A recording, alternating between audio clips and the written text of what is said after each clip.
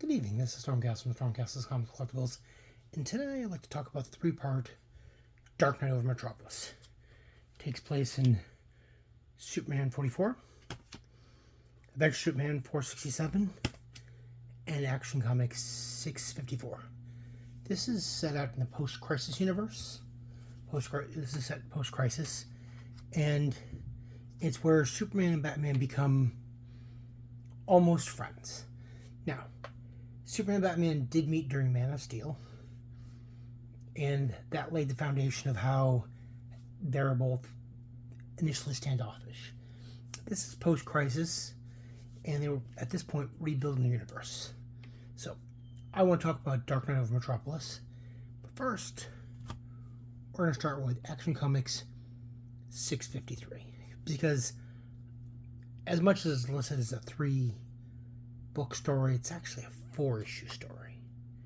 It starts here in 653, where a woman calls Clark Kent and says, "I've got to meet up with you. Something bad's gonna happen. I'm afraid of my life." And he shows up, and he meets a woman at a graveyard who has Lex Luthor's kryptonite ring, and she worked for Lex Luthor as a scientist. And in Superman Comics number 2, she figures she has a program that has figured out that Superman is Clark Kent, and Lex Luthor does not believe it.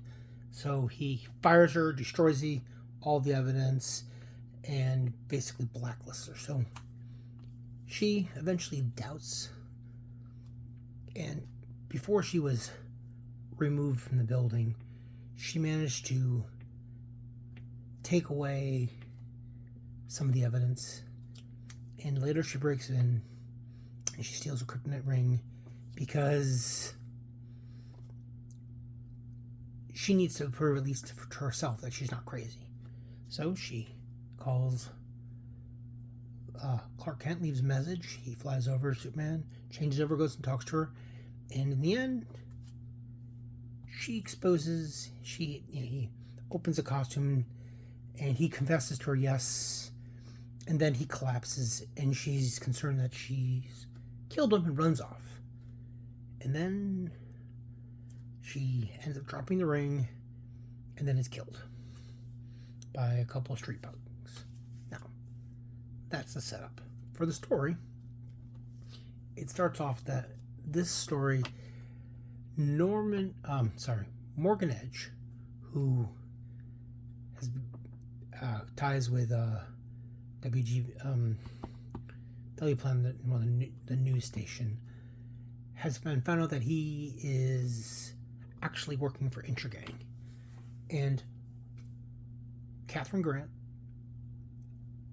and Clark Kent had been working to expose and dig up the information, and eventually at one point Lois Lane comes in. So it starts off that Morgan Edge is going to trial, proves an Intergang. Intergang sends out someone to try to kill her, and Catherine Grant's ex-husband, because he's concerned about her and their son, has hired Jose Delgado, the gangbuster, to protect him. And that's where this story sets off, where Superman is watching out for Catherine Grant and manages to fire up into gang. At the point, we get a side where we find out that this unidentified woman, her body's been horribly mangled, has died but they can't identify her because Lex Luthor has pretty much erased her, and she has this taint of radioactivity on her, and they don't know what's going on in the city, and overtly concerned. Meanwhile, in Gotham, Batman stops a mugging in an alleyway because that's what Batman does, and he goes to save a bum, homeless guy that's in there.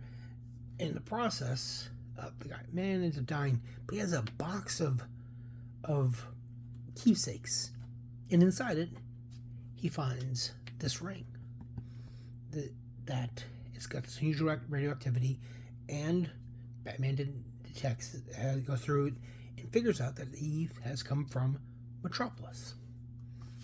So he decides to go to Metropolis, check out the leads, because he needs to know what this radioactivity is, why it's going on. And he decides to announce that there's an event going on. Lex Luthor is receiving the Zenith Award, and he decides to attend. At the same time, Lex Luthor has now suddenly realized that he is missing his ring. Now, the ring he wore on his hand for the longest time has actually...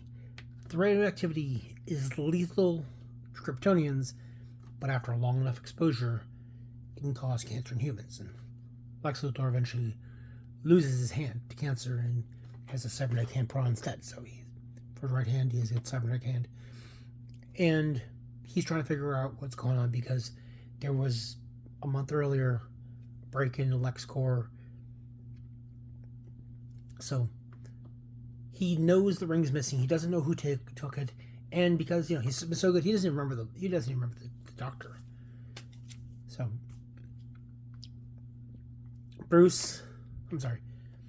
Batman and Superman, they end up at the same party.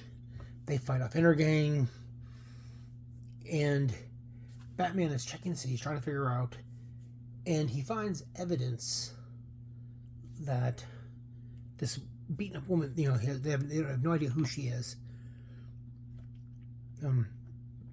that she's tied to the dead body. And they put off Intergang. The two of them, Clark is at the party with Lois, and Intergang attacks, and he has to defend himself.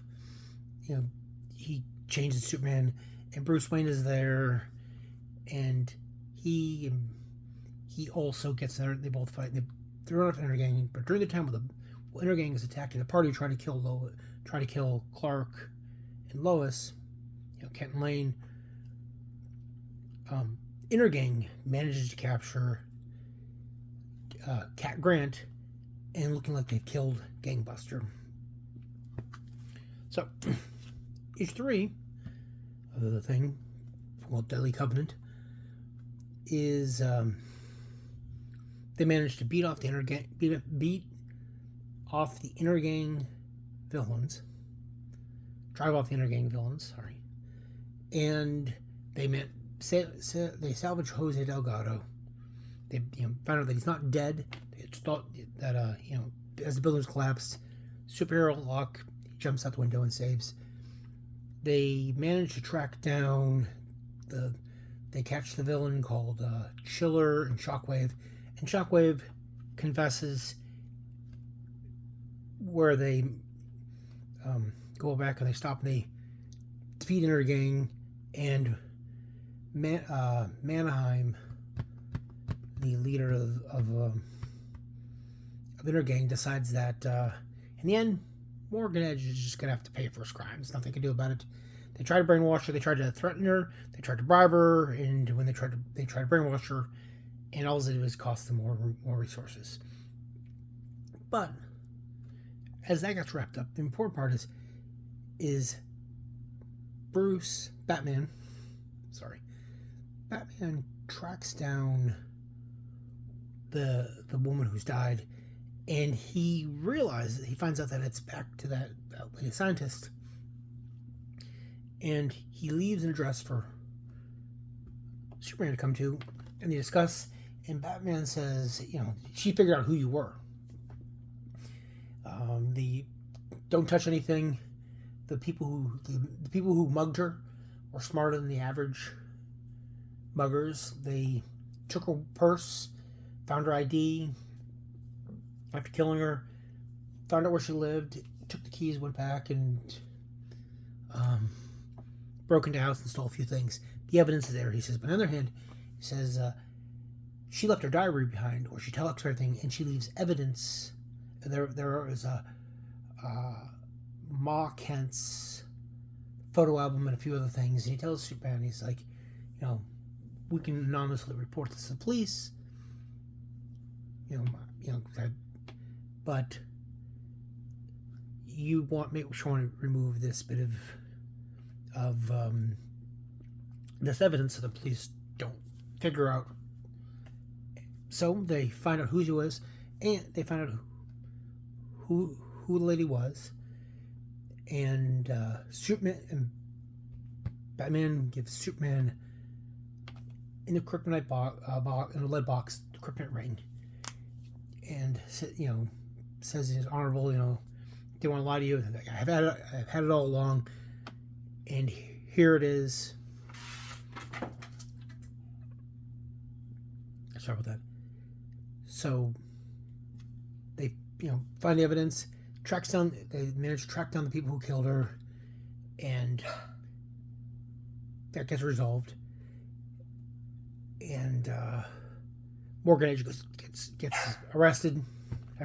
Gets convicted, and then later on, Superman flies to Gotham and breaks into the Batcave to turn the tables on Batman, make him feel how it feels. Batman goes down to talk.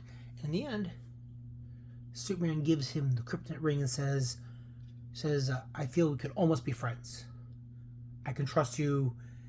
If I ever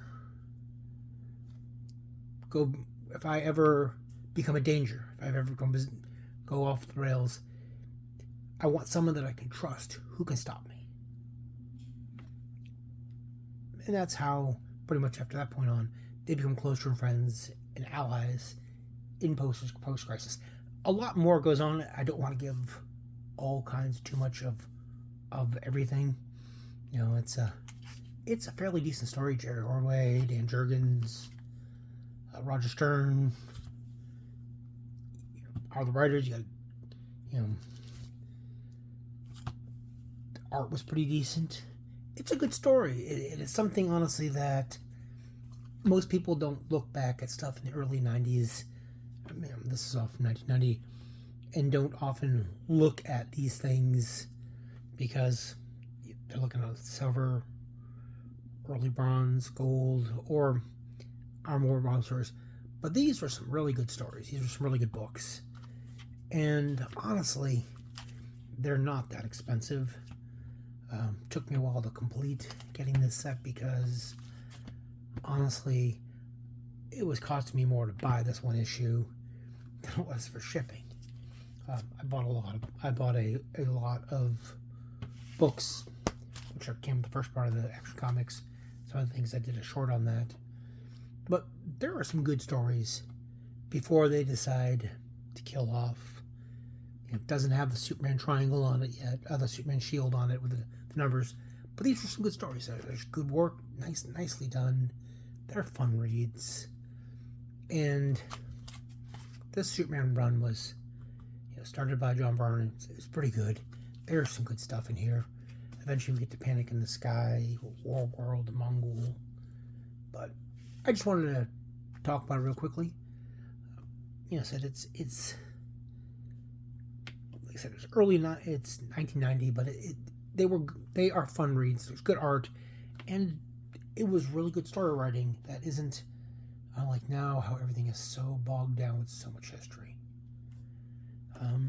But if you are checking out your $1 bin or $2 bin or at a Comic-Con, you come across these books and you haven't read them, you don't have them, honestly, take a look at them, pick them up. They're fun, they're enjoyable, it's a pretty good story. And that was it. Just want to talk about something that different than what I usually talk about. Anyways, this is Stormcastle's one. Just want to say have a good one and keep hunting things that you enjoy.